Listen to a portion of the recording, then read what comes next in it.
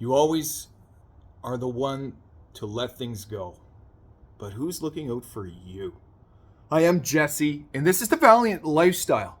And in this episode, I'm going to be talking about how it is to be tired of being the bigger person, picking up the slack, and trying to figure out what this all means. 3 ways to lead without losing yourself. Now, before I get into any of that, I want to welcome you to the channel. Welcome. Subscribe if you haven't already to my channel. I want to invite you to even knowing more about these things. Subscribe, push the button over here, hit the all black bell notification, and that allows my content to be available to you free flowing. And if you've seen me once or twice before, maybe even more, welcome back. Welcome back. So as I sit here under the hood of my car, watching over the maintenance, I'm thinking about a few things. Redefining what strong looks like. Redefining what strong looks like. And it's not silence, it's self-expression with honor. And honor spelt with a U, because you matter. So redefining what strong looks like, what does that look like to you? I want to put that out there to you first.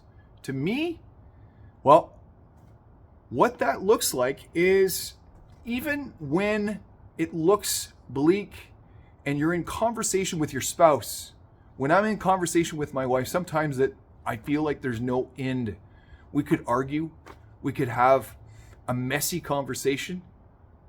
And what I note now is I'm leading through everything. So I'm leading it even worse by making it even worse and leading into even more of those feelings. And I'm not talking about leaning into those feelings as necessarily a bad thing. That's not what I'm doing here. But what I'm saying is, where are you leading the conversation? And where I look to being strong is being strong enough to say, look, I may or may not be right about this, but I'm done talking about how this is making me feel worse. And I'm willing to be wrong if I am wrong. And that's okay. It might be where you let up. Where I let up is typically around those parts, because there's a critical point, a critical juncture when you get into conversation with somebody that, and when it's messy, what I've noted is that you can do some damage, some irreparable harm to trust in your relationship.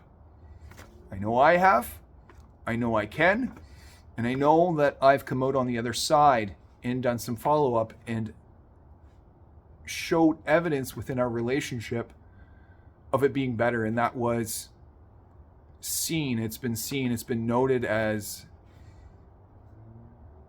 allowing me to make the decision on simple things that my wife does around the kitchen. What do you think about this? What do you want in this? What do you think should go in that? How do you think we should be doing this? She's looking for my advice. She's looking for my approval. She wants to be not only heard, but she doesn't want to make all the decisions. And I'm cool with that. That's evidence of trust. And that is redefining, in my opinion, what strong looks like. Seek without needing approval. You don't need anyone's approval to be you. And I found out that the hard way. When I found myself one day seeking approval within my daughter and going, that's a big wound. That's something that is hard to admit as well.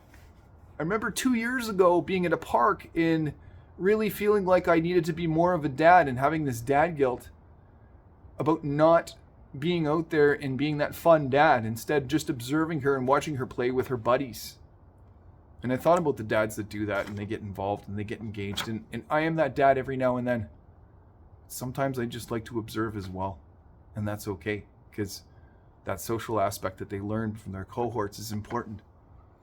But I didn't need approval from my daughter to be a good father. I already know that I am. Say it, mean it. Don't beg for understanding. You don't need to beg for anyone. That is lack. That is victim mindset.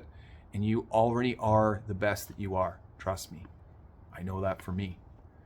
Let peace begin with you and not end with you. Being the rock doesn't mean being the doormat. It doesn't mean that you're, oh, okay, I'm submitting to this again. Oh, okay, I guess it's me again that's doing this.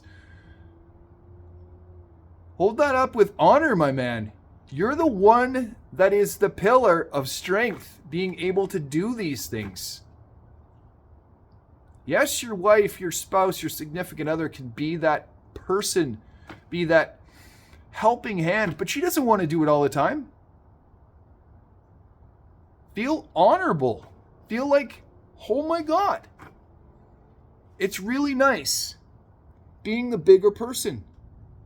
And if I'm tired about that, I've got something to deal with on my own, which is I'm tired of being me. I'm tired of not giving enough me time to me. And I'm missing something that I'm not doing in my own life. And that is taking responsibility like the bigger person I am. Comment, I lead with honor. H-O-N-O-U-R. Spelt with you because you are a part of the honor. I lead with honor. If you've ever had to swallow your pride in peace, but be the bigger person. Now, if you're ready for an even deeper discussion, an even bigger one, I would love to have that with you. And that could be you going to thevaliantlifestyle.com. This is what I want you to do. Go to thevaliantlifestyle.com and I want you to book that 30-minute complimentary call with me that you've been absolutely putting off. And I want you to give yourself something that you've not given yourself in a long time, which is the love that you got to give to yourself. And maybe just have the support of somebody like me to listen to. Thevaliantlifestyle.com and book that 30-minute call now. Let's do this.